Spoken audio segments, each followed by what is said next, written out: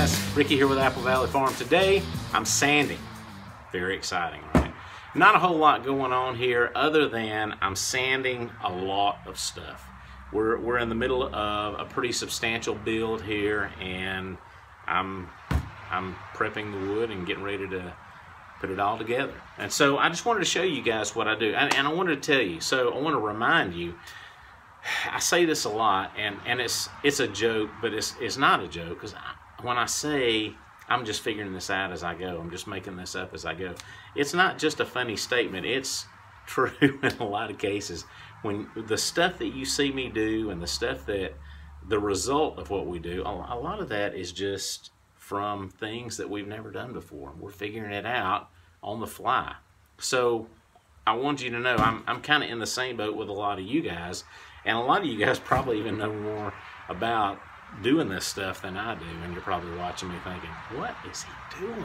But anyway, so I said that to say, so I'm always reading forums and newsletters and things like that, trying to just get a little better at what I do.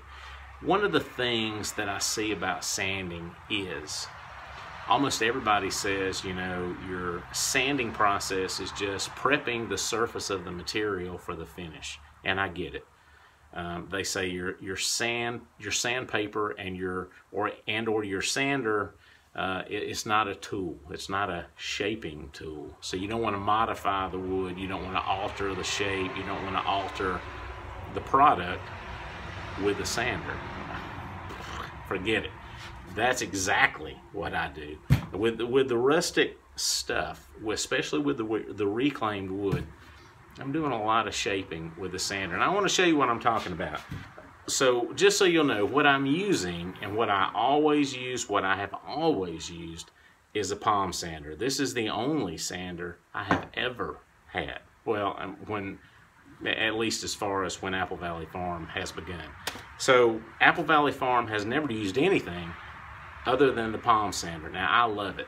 I love it. There's almost nothing I can't do with it. So this bad boy right here has made everything that we've ever made. Not this specific Makita one right here, but the palm sander. We have the Makita, and I love it now. We've gone through a couple of Ryobi palm sanders, which we absolutely love. We had a rigid sander. We didn't like it very much, but no, it's not to say anything against rigid. We just didn't like the rigid one. We got this one. It was about twice as much as the Ryobi one. And we got it because it's got a little less vibration, and that's why I got it. Now, will it last twice as long? I don't know. That remains to be seen, because those Ryobis lasted a long, long time.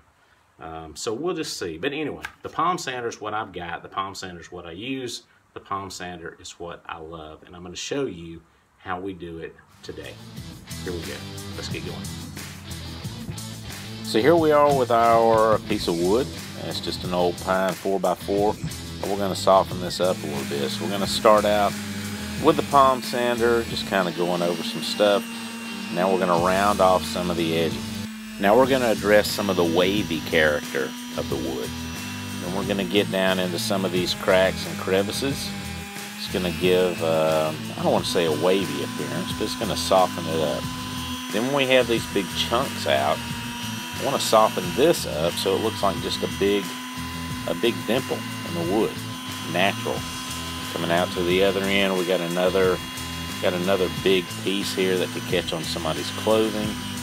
So we want to sand that down, make it nice and smooth. Still leave the character there, but we don't want it catching on anything, leaving a splinter in anyone's hand or catching on someone's clothing or something like that. So just sand it down nice and smooth.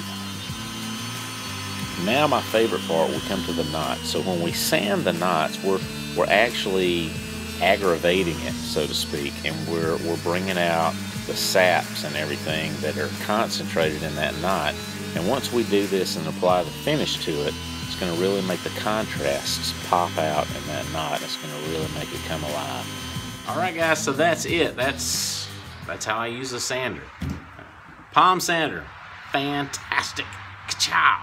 If you got one and you're not using it, shame on you. Get it out and start using it. If you don't have one, go get one. I mean, they're cheap. I shouldn't say they're cheap. They're inexpensive. I mean, I think I get 50 bucks for this Makita, and that's getting towards the high end. The Ryobis we had, you know, they're like less than 30 bucks, and they'll last you, as just a homeowner, they'll last you probably forever. So they're fantastic. So I hope you learned a little something, you know, about how we just kind of soften up the wood a little bit. And this is what I do. This is the way I like to do it on everything we do, especially these big furniture pieces. I really like to soften them up because all these little nicks and nooks and splinters and stuff, we want to take the edge off of these things because we don't want anybody's hands catching on anything or getting on anything. We don't want anybody getting any splinters or anything like that. So to me, it's worth it. It's labor intensive, but it's worth it, and I think the result kind of pays off in the end. Is this the way the pros do it? Probably not. Probably not, but this is how I do it, and I'm satisfied with the results.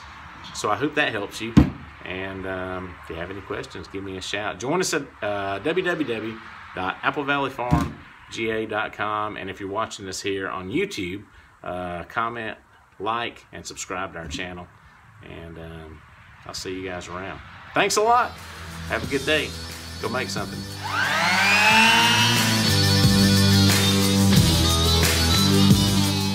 Everybody. I